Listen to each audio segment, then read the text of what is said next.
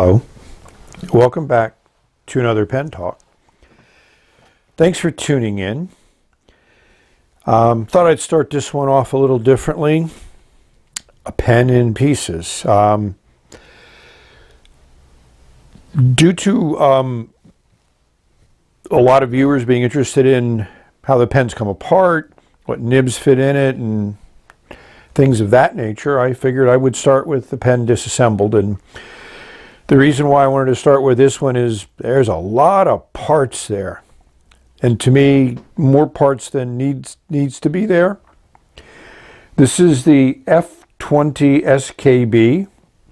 Here's the eBay auction that I bought it from. And this is a pen that a couple viewers have asked me about. So I decided I would pick one up. Normally, I wouldn't have been that interested in the pen due to the price and the fact that it's just a regular, cartridge converter. It's an interesting clip. But now that I've got the pen, it certainly is quite a bit different and unique into itself, unlike some of the other pens that I've been reviewing, which seem to emulate or mimic other models. So all the parts are fairly clear. The descriptions call this polymethyl methacrylate, which is a precious resin, or it's a good acrylic, better than like a styrene, which may have been used in some other pens. But, here's the barrel with the end that unscrews. And there's a metal ring there, I think more for aesthetics, but also the metal ring could be there when you tighten the finial. You want something in between the plastic and the other metal. One thing I don't like is these little knobs here from the injection molding. So that was a runner where the plastic went into, or it could have been an exhaust port depending upon, how the mold was designed. And this end just screws on. When I saw it with the threads in it, I figured that probably unscrews. When you tighten it up, and I would put silicone grease in here, this should work as an eyedropper, and this piece of metal will not be in contact with the ink, so I'm not concerned about that. Interesting little design with those little fins inside of that finial cap. This is the cap. Again, very clear. Here they seem to have cleaned it a little bit more than the than the barrel did, so you can feel them there. I'll probably clean all that up. And here you also have some fins, but they have that nice little angle at the end of it. So the designers really, I think, did a lot to make this pen have some unique looks to it. Nice big cap band here as I slide the camera around. And you have these little facets here above the thread, so that's nice. And again, you have your metal ring and your screw on top. Oh, sorry, forgot the most important part, the clip. This is about the simplest clip I have ever seen. I mean, that is really generic. So we'll put the clip on, and I don't remember what order they came in, but I'm putting them together, back and together with this order.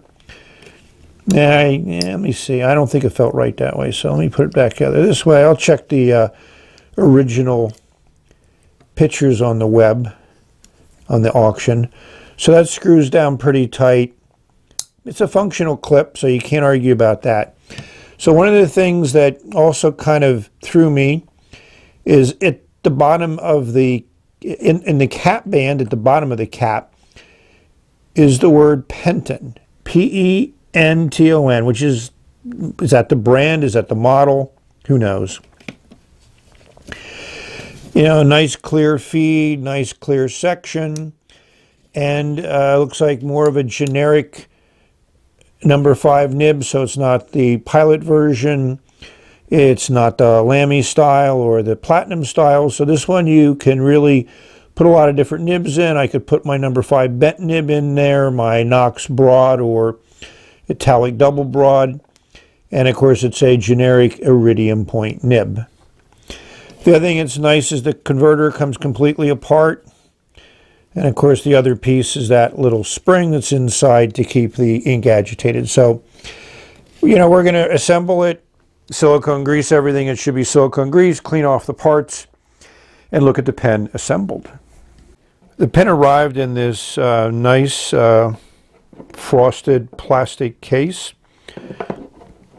This comes off. I just left it on there. I just keep it on there in case there's any information that might be of use. And of course, now that I have a video record of it, you know, it just pops open nice. I mean, it's generic. I mean, TWSBI, I think, first kind of packaged their pens this way, but it's certainly a functional way to do it. And the pen is fully assembled. It was a quick job. You know, I cleaned off some of those excess plastic bits. One of the things that's nice is that it's multi-threaded the way the cap screws on, so you can get the nib to line up like this, which would make Fig Boot very happy, I think. And there's that incredibly interesting clip, but it's probably nice for a small short shirt pocket, and it would sit, you know, wouldn't be much of the pen exposed on the top. So about 2 turns to take the cap off, which is a little bit much. And it is nice with all those clear bits to it. So one of the things that I didn't talk about when I had the pen fully apart is this converter fits very securely. And I think that metal band at the end, which probably keeps that dimensional stability. So if you're popping this thing on an awful lot, the plastic could distort. So I think that's going to keep it sealed up very good. And like I said, it fits nice and tight. And with that silicone grease, it just goes up and down very, very smoothly. So looking at the ads, the pen seems to be, you know, pretty much steady in pricing wise. And it's about twice the price of a Wingsung 3008, which is a true piston filler, and I think made as good, if not better, than this pen. But if you want something a little different that doesn't mimic any other pens, this pen would suit that category. Comes in a number of interesting colors. So here's some of the colors that it comes in. And of course, it comes in an extra fine 0.38 or a fine 0.5 nib, and I generally always go for the 0.5. I have a bunch of the 0.38 nibs. So let's find an interesting color to put in here and see how it writes. I don't have any expectations one way or the other on the nib. I think it'll be fine. As I began to think a little bit about all the parts of this pen, and I looked at some of the other eBay auctions of the colors that the pen can come in. Here's some of those auctions. I began to think about what this pen can evolve into. And one of the things that works when you have all of these parts is you can make the parts all different colors, and then you just manually assemble them. So it will make for, you know, a pen that you can customize, you know, buy a bunch of different colors and put them together, kind of make a Penton F20, something I'm near and dear to my heart. So I thought that was an interesting observation. You know, I try to, you know, put myself in the mind of the designer and the manufacturer, kind of something I enjoy doing, and coming up with why certain things look a certain way or work a certain way. So that's my theory. So this pen has been inked up. I decided to use an ink that one of my viewers said that she really liked, Chris Sang.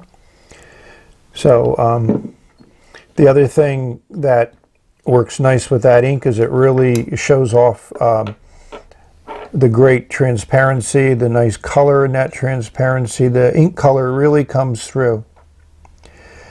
And that's nice. So you know, overall I'm beginning to like this pen a little bit more the more I explore it and use it. So that's the fun part about a pen. Yeah, the clip is still not my favorite, just from an aesthetics viewpoint. It's very functional, but it's, you know, I'm trying to get into whether that fits into the way the pen looks. So next is a writing sample. Pen fits well in the hand without posting. The grip is, I would say, about standard. It works well in my fingers. All three of my fingers touch at the narrow part of it, and nice little flare out at the bottom. It's something that I like in this kind of pen. Also, the pen is fairly light. It seems to be a similar weight to other pens that I've been working with lately. You don't notice the weight, that's the key thing. But one of the things, talking about how this pen was designed and all the parts fit together, this is not a pen to post. I mean, it posts securely, but it only fits in about a little over ½ an inch. So that makes for an extremely long pen, and it is a little bit back weighted when you do post it. It's not as comfortable. So for those people that need to post, yes, you can post it, but it's certainly not a pen that I would write with posted.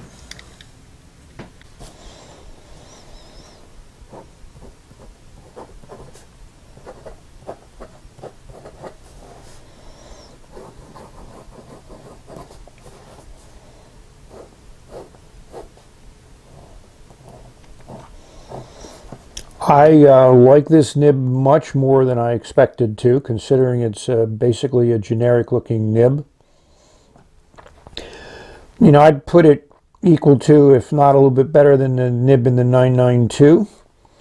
It is very smooth, good flow.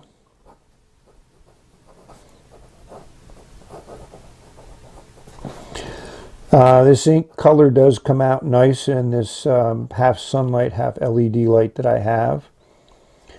It's a wet writer, as you can see, but it still dries fairly quickly on this paper. So overall, as I mentioned a little earlier, the pen is growing on me. I'm impressed. Initially I was not exactly thrilled about the visuals, the aesthetics, the design, but that clear converter does fit well inside the pen. That's about the full ink fill. You might get a little bit more if you play around with it, but the transparent section certainly does show off the ink color well, especially with this nice sunlight coming in. So what would I rank this pen? Initially I was going to give it like a 4.5, but after it's grown on me, I'm going to give it a 7.5. It certainly has its interesting characteristics. It writes well and has some future potential frankenization. So hopefully for those of you that were interested in this pen, you found this review answer some of your questions. So thank you all for watching. This may be my last video in 2017, but certainly not my last video. I just got a fair number of pens in, which I need to evaluate and review and eventually film. So may all you have a great new year.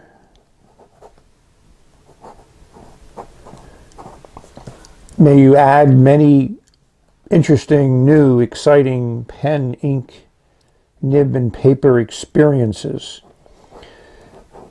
Until we meet again, the end. Bye. Occasionally, I don't put the nib on the paper, right? So don't worry about that. Nice shading.